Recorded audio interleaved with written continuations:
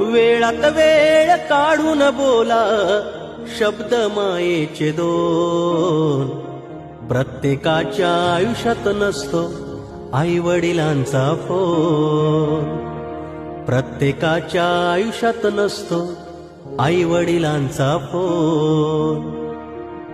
बापवानी छत्र छाया नाही आई वाणी माया.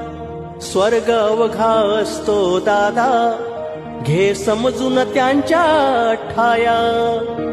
त्यांच्या नंतर काळजी आपली, अरे त्यांच्या नंतर काळजी आपली, सांगा करणार कोण.